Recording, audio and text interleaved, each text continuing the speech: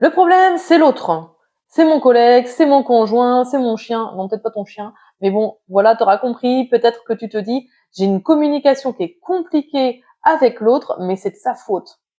Laisse-moi te dire que si tu es dans ce dialogue intérieur, eh bien, tu vas avoir des relations compliquées. Donc, moi, ce que je vais t'inviter à faire dans cette vidéo, c'est de reprendre le pouvoir sur tes relations. Je suis Fanny Juvin, je suis coach et formatrice en prise de parole, en communication. L'idée, c'est vraiment de t'aider, de te donner les outils pour être à l'aise dans ta communication, libérer ton orateur intérieur et aussi, bien sûr, impacter, être efficace, que ce soit dans tes échanges ou dans de la prise de parole en public. Donc, je t'invite à t'abonner pour avoir plus de trucs et d'astuces. On aborde aujourd'hui le pouvoir dans la relation. Je commence déjà par te dire que c'est 50-50 la relation. Tu as ta part de responsabilité et l'autre a sa part de responsabilité. Sauf que toi, quand tu prends ta part de responsabilité, tu as un vrai pouvoir.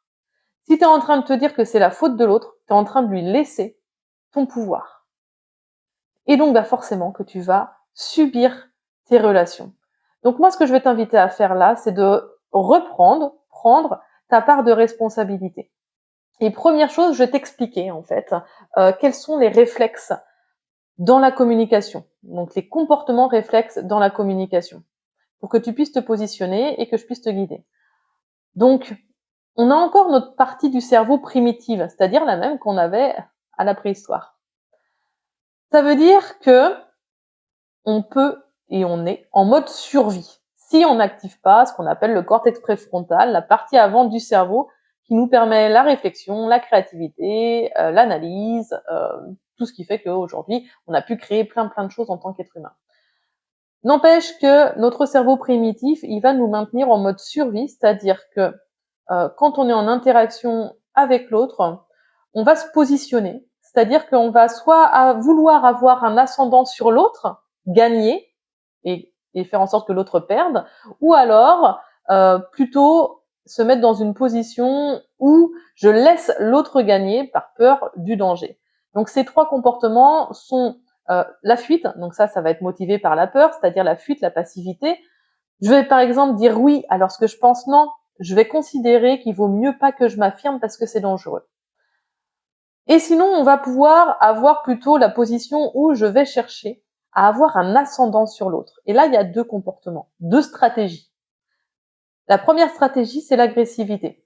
C'est-à-dire que je suis motivée par la colère, je considère qu'il faut que je sois sur la défensive, j'attaque l'autre avant de me faire attaquer, ou plutôt que de me faire attaquer, ou si on m'attaque direct, j'attaque. Je suis dans l'agressivité, on voit bien quelqu'un qui est agressif, on voit bien aussi quand on est nous-mêmes agressifs, donc il y a ce comportement d'agressivité. Il y a une stratégie qui est indirecte, mais qui a exactement le même objectif, qui est d'avoir un ascendant sur l'autre, c'est-à-dire que moi je gagne et toi tu perds. La stratégie est indirecte, puisque c'est de la manipulation. Ok. Mais n'empêche que ces trois comportements, passivité, fuite, agressivité et manipulation, sont des comportements réflexes pour notre survie. Donc si on a envie de prendre la responsabilité dans la communication, on va adopter une posture qu'on appelle la posture assertive. Attention à pas confondre avec le verbe asservir, être au service de, ça n'a absolument rien à voir. Le fait d'être assertif, c'est ce que j'appelle moi la voie du milieu, entre le paillasson qui s'écrase et qui se laisse écraser, et le hérisson qui sort les pics au moindre petit truc. Là, la voie du milieu, c'est l'assertivité. Ce sont des techniques qui permettent de respecter qui on est en s'affirmant, mais tout en respectant l'autre. On est vraiment sur du gagnant-gagnant. Personne n'a un ascendant. Personne ne cherche à gagner. On cherche simplement à maintenir l'ouverture. Ça s'appelle l'assertivité. Dans d'autres vidéos, j'aborde les techniques pour être assertif, mais là, ce que j'aimerais te communiquer dans cette vidéo, c'est la base de l'assertivité. Comme je te disais, on a toujours en fait cette partie du cerveau primitive qui nous amène à avoir des réflexes primitifs. Ce qui motive ces réflexes, ce sont nos émotions. Or, je te parlais de la partie avant du cerveau qui nous permet d'avoir une réflexion, une prise de recul et surtout de mettre en application les techniques d'assertivité. Sauf que si tu as une trop forte intensité émotionnelle, tu n'as plus accès à cette partie du cerveau. Donc la base pour mettre en application les techniques d'assertivité, c'est la gestion émotionnelle. Donc de redescendre en intensité émotionnelle.